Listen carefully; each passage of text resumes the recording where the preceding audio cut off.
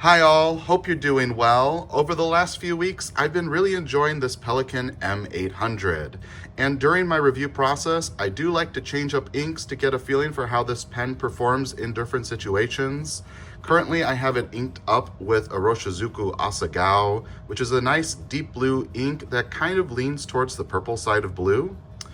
And I want to show you just how to do a simple cleaning of this pen. If you want to maintain it as well, this video may be useful. First off, when you have a pen filled up with ink, you have the choice of what to do with the ink that's in the pen.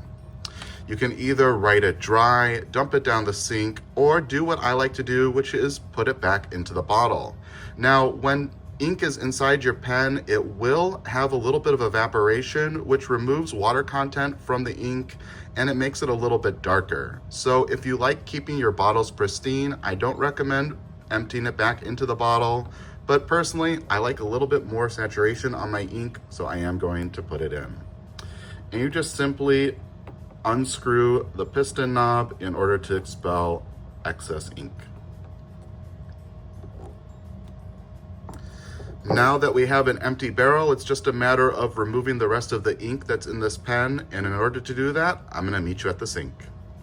And here we are at the sink. On the side, I like to keep a plastic cup that's lined with paper towel in order to help dry out washed components. I also keep a plastic cup inside the basin to help fill up with water. That will help with the cleaning process. And let's go ahead and take the cap off this pen. Now this particular cap, it's from an older Pelikan model and you can disassemble it further. You can unscrew this ring, take the clip off and push a liner through. But for simple quick cleaning, I'm not going to do that. I'm going to just run this under a little bit of water to make sure there's no ink coming out. That looks great. And then I'm going to just set that off to the side. In order to start off with this pen, I do want to try and get some of the ink off of this feed so I don't have inky fingers. If you're okay having inky fingers, you can go ahead and remove the nib and feed right away. But personally, I like to avoid it if I can. So there's a quick rinse down. Now I'm going to just simply unscrew the nib and feed from the pen. I'll put that into my cup and I'm going to fill that up with some water. If you want to be extra cautious with your pen, it is a good idea to use distilled water, but I haven't really found any degradation over time with using my tap, so I'm gonna just use that for now. We're gonna let that soak for a minute. I'm gonna put some water into the body of this pen.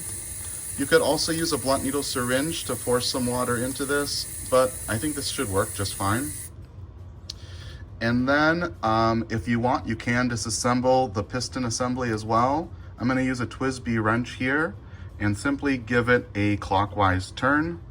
Doing so will unscrew the piston unit from the barrel.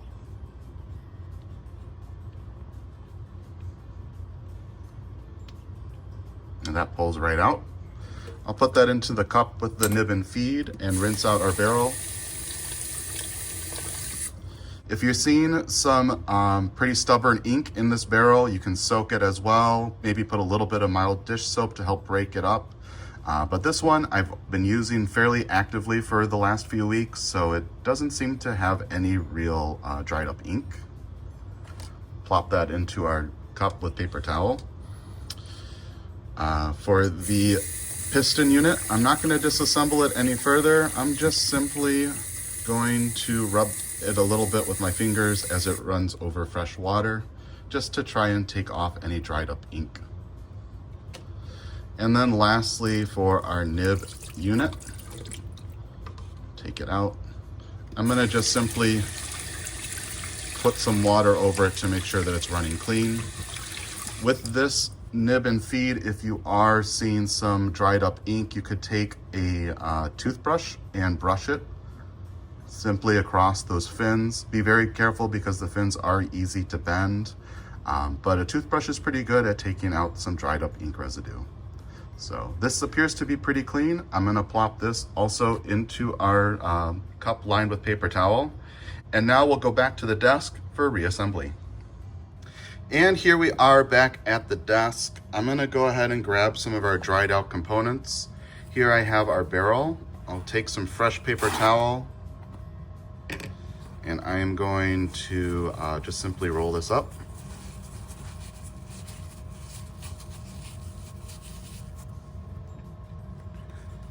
And try and dry off our barrel the best I can. This can help take out any dried up ink as well. It looks like it's a pretty clean barrel though. So I think I'm in luck and I shouldn't really need to do any extra soaking. There's a little bit of ink residue, but honestly, just the smallest drop of ink can make water look very dirty.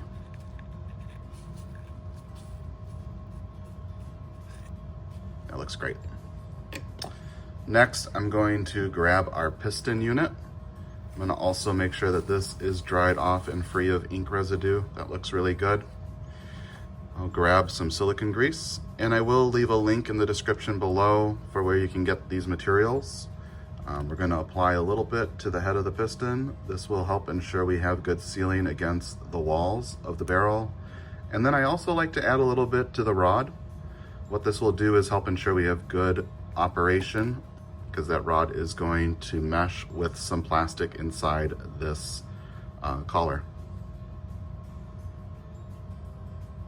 So I'm just running it up and down to make sure that it does have that good contact. And then I'm gonna put it back into our barrel and give it a counterclockwise turn. It should start threading onto the barrel. I do see that the piston rod has extended all the way down because we now have access to these flats.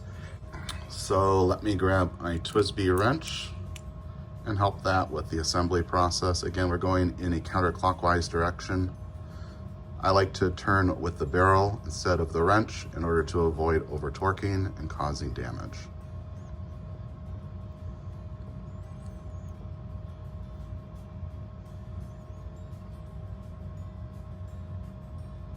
Great. And now the piston should be fully functional. It's a little hard to see through this green tinted ink window. Looks great. Next, I'm gonna grab my nib unit out of our cup. And I just give it a quick pat with my paper towel to make sure that it's dry.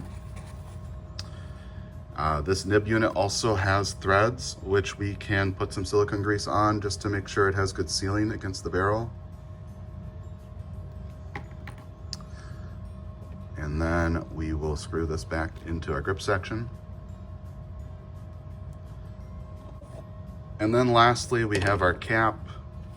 Again, I'm gonna grab my rolled up paper towel just to make sure that it is fairly dry in there.